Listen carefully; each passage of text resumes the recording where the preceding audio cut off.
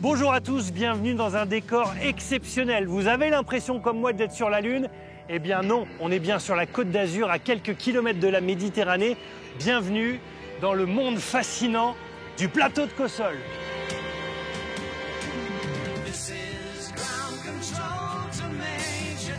C'est par là. Guillaume Thévenin est hydrogéologue.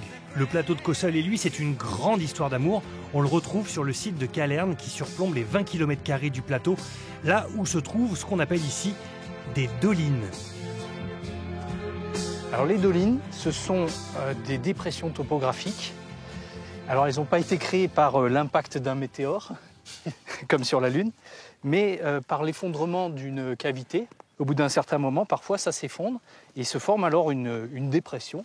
Mais on peut pas créer de dolines là. Non, pas en sautant comme ça. Ça ne peut pas s'affaisser. Ou alors vous allez vous faire très mal.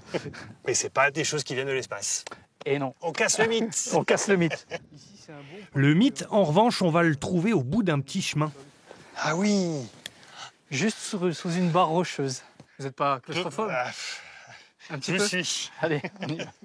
Ici, c'est Notre-Dame de Calerne qui s'est installée dans une cavité du plateau. L'endroit découvert en 1887 est un lieu de recueillement et de contemplation. C'est incroyable, on dirait qu'il y a une fausse lumière. Ouais. L'ancien curé de Cossol indiquait que cette cavité aurait été découverte par un berger à la fin du 19e siècle et qu'il l'aurait tout de suite aménagée dans la foulée. Je pense que, comme disait Pascal, il y a un creux en forme de Dieu dans l'homme. Bon allez, on va vraiment sous terre maintenant alors, c'est ça? Oui, on va passer aux choses sérieuses. Direction l'embute de Cossol. C'est le gros entonnoir où toute l'eau qui tombe ici s'infiltre sous terre, c'est ça? Exactement.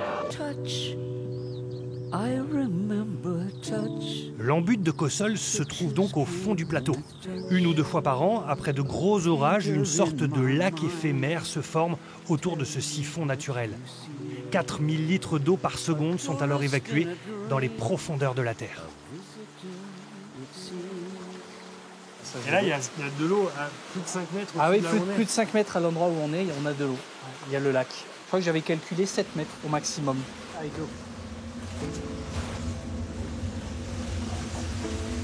Attention, la roche est glissante. Hop.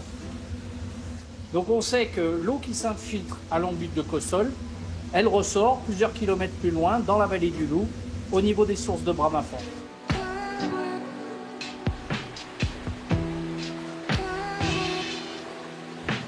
Il y a de l'eau qui sort de partout, hein? Oui. Ça peut pas s'effondrer? Non. Non. Alors là, il y a un puits. Il y a un puits, si on tombe, on ne peut pas remonter. C'est vrai? Oui, oui. C'est vrai qu'on a du mal à imaginer que là, on est sous terre, alors que juste au-dessus, on observe les étoiles. C'est vraiment un endroit exceptionnel. Exceptionnel. Et les gens ne s'y trompent pas puisqu'ils reviennent souvent, ils viennent observer les étoiles, ils lèvent la tête vers le ciel, mais ils pourraient aussi regarder vers le sol. Il y a autant de choses à découvrir. Le plateau de Cossol, en fait, c'est du Jules Verne. Après voyage au centre de la Terre, c'est maintenant dans l'univers de la Terre à la Lune que je vous propose d'aller vous balader. C'est ici qu'on retrouve Clément Courde, qui a rendez-vous tous les jours avec la Lune.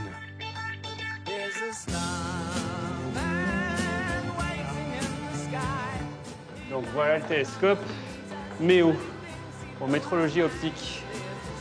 Énorme! Ouais, c'est un télescope d'1,54 m de diamètre.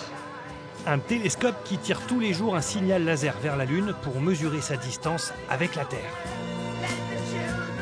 On va pointer en fait la Lune et on va l'éclairer des catadioptres qui vont nous renvoyer la lumière. Et pendant ce même temps-là, on va chronométrer le temps que met la lumière pour faire la distance aller-retour.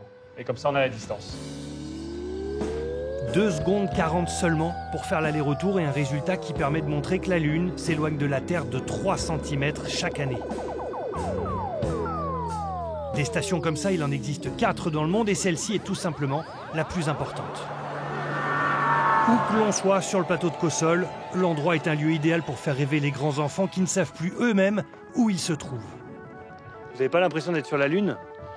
Ah, totalement. De surcroît, lorsqu'on doit atterrir, il manque un peu de végétation. Donc, est-ce que c'est Mars ou est-ce que c'est la Lune? Je ne sais pas. Ici, les passionnés d'aéromodélisme se retrouvent pour faire voler leurs petits bijoux. Et avec un peu de chance, ils vous laisseront sûrement piloter un instant à leur côté. Allez. Bon, là, tu le laisses monter. Ouais. On fait là, un peu à gauche. On va venir face au vent Ouais. et on le ralentit. Attends, j'y vais doucement, doucement, doucement, doucement. Je relève un peu.